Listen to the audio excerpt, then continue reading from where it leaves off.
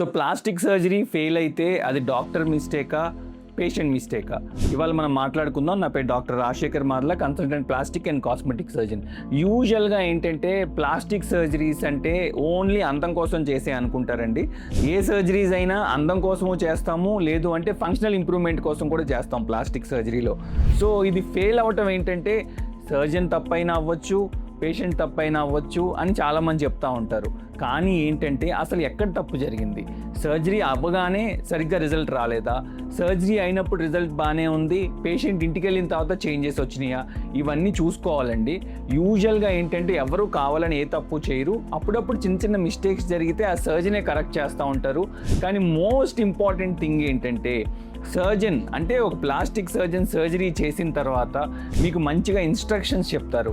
ఆ ఇన్స్ట్రక్షన్స్ అన్నీ జాగ్రత్తగా ఫాలో అవ్వాలి. సపోజ్ ఫర్ ఎగ్జాంపుల్ లైపోసక్షన్ చేసాం, లైపోసక్షన్ హ్యాండ్కి చేసాం. హ్యాండ్కి లైపోసక్షన్ చేసిన తర్వాత నీట్గా రిజల్ట్ అంతా ఆన్ టేబుల్ మాకు తెలిసిపోతుంది బాగా వచ్చిందని చెప్పి. బట్ ఇంటికి వెళ్ళిన తర్వాత పేషెంట్కి ఏం చెప్తామంటే కంప్రెషన్ గార్మెంట్ రెగ్యులర్గా వాడండి, కంప్రెషన్ గార్మెంట్ వాడకుండా ఉండొద్దు అని చెప్తాం.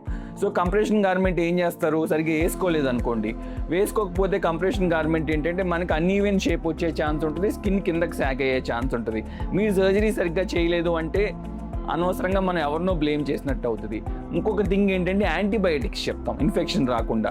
ఏదో ఒక రోజు యాంటీబయాటిక్స్ వాడాము, 2 రోజులు యాంటీబయాటిక్స్ వాడాము, 3 days వాడి ఆపేసాము, మాకు స్టమక్లో అల్సర్ లాగా వచ్చింది, మంట వచ్చింది, ఇలా సెల్ఫ్ డెసిషన్స్ 3 రోజులు వాడాం కదా చాలు అని చెప్పి ఆపేసే వాళ్ళు కొంతమంది ఉంటారండి. అలా ఆపేస్తే ఏమవుద్దంటే ఇన్ఫెక్షన్ ఛాన్సెస్ పెరుగుతాయి.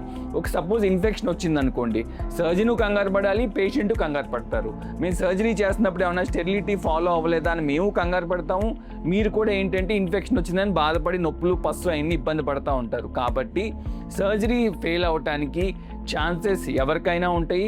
అది ఎవరు తప్పు, పేషెంట్ తప్ప, డాక్టర్ తప్ప అని డిబేట్ చేసుకునే బదులు వెంటనే సర్జరీ చేసిన సర్జన్ దగ్గరికి వెళ్తే అది ఏంటో చూసి ఆయనకి ఎక్కువ ఐడియా ఉంటుంది కాబట్టి మనకి వెంటనే దానికి ఒక సొల్యూషన్ దొరుకుతుంది మీకు. Thank you.